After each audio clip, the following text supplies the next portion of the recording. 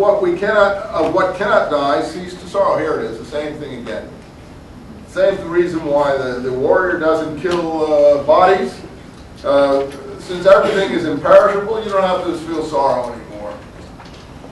It's not going to cease, so you can stop all this silly, maudlin self-pity and sorrow that you're going through here.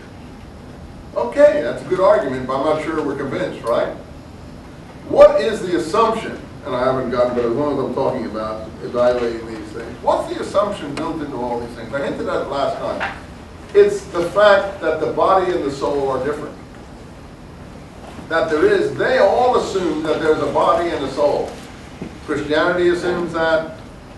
I'll leave Judaism out here because I don't know what Judaism thinks on these things. It's not clear. It doesn't have a doctrine that's consistently abstracted, so it's more like a culture or a history of a people. It's not a theological doctrine as such. So it's hard to say what their stance would be. But Christianity is a theological doctrine as such, mostly written in Paul's letters, and you can extract what the doctrine is. And the Bhagavad Gita has a doctrine, though I think Hinduism is much broader than the Bhagavad Gita. Hinduism is many, many things. Hinduism is the culture of the people, somewhat like Judaism. But this aspect of Hinduism, this mystic aspect of Hinduism here, we can see what the doctrine is. And it's based on the soul-body split. That the body is the perishable part of things, because we know it rots away in the earth and worms eat it, and pretty soon it's all gone except the bones. And then you can grind them up too if you're interested. So the body is perishable. Any fool can see that. But the spirit is imperishable. That's just an assumption. That's an assumption. And of course, anyone who takes logic, philosophical ideas here knows that if your conclusion is already assumed in your assumption, you're on your way to a syllogism. A implies B, B implies C, so A implies C. If what you've assumed A already implies what you're going to prove C, then in fact you're all set. So half the time it's your assumptions that have to be worried about, not your conclusions. And here the assumption is they don't prove there's a body-soul split, they just assume it. And then they go from there. Well, if you're going to assume that, then anything you want to say on the basis of that is going to work out. So you've already assumed that the soul is immortal, that there is such a thing as the soul distinct from the body.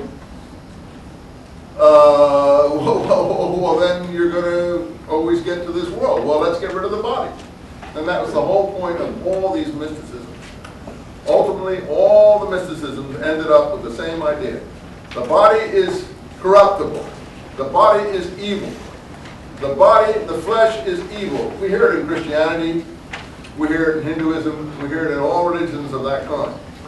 And a lot of people who don't think the body is evil and who are, let's say, Christian, like in the 60s and 70s, had a big problem with this because they were into body pleasure, sexual activity, all kinds of things like that, and they didn't like hearing that these things were evil.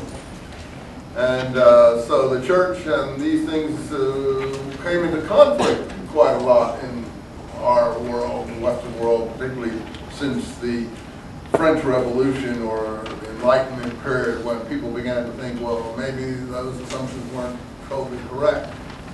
Well, we're going to read Walt Whitman, which is why I'm reading him. And he's an American poet of the Civil War period, but he has a religious doctrine. And basically, he doesn't think the body and the soul are separable. He says, whatever one I am the other, and the two are inseparable. And I think this is a definite, clear statement of someone who doesn't think the body is evil, who doesn't think, therefore, what the body does is evil. And the whole reason he doesn't think that, he doesn't think the body and the soul are separate. And personally, I agree with him. That's, I'll tell you right off the bat, I don't think you can separate these things out the way the ancients thought you could. And their arguments, to my mind, all fall on the idea that they've already assumed what they're going to prove. They've already assumed that the two are separate, and there's no proof that they are.